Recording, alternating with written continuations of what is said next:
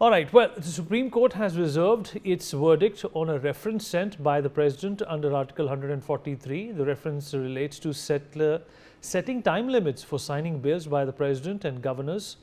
The case was heard by a 5-judge constitution bench headed by Chief Justice B.R. Gavai for 10 days. Sambhav, my colleague, is joining us on the broadcast to give us more details about this. Sambhav?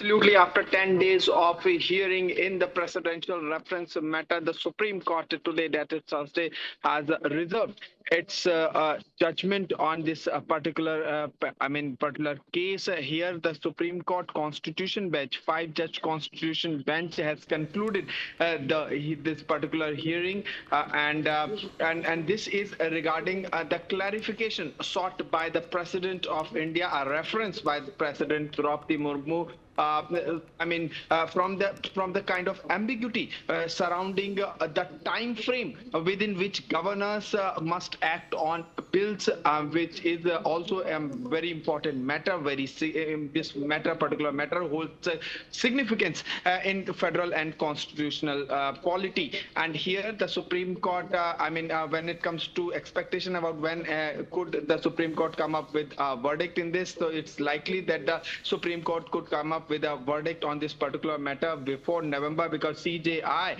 Chief Justice of India, B.R. Gavai, is to retire on November 23rd. So it is expected that this particular verdict would come before 23rd of November.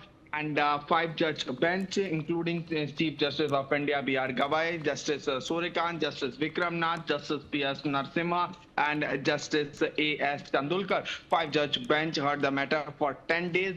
Several arguments were made, including and in the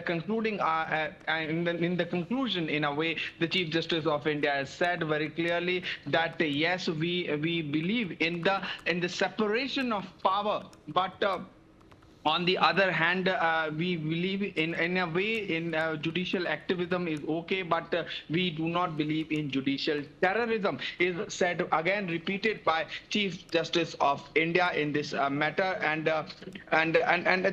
Let's also talk about what CJI has said. The CJI has also remarked that it is the court's responsibility that on one hand, judicial activism must be balanced, but judiciary cannot remain idle if another democratic wing of the governance fail in its duties.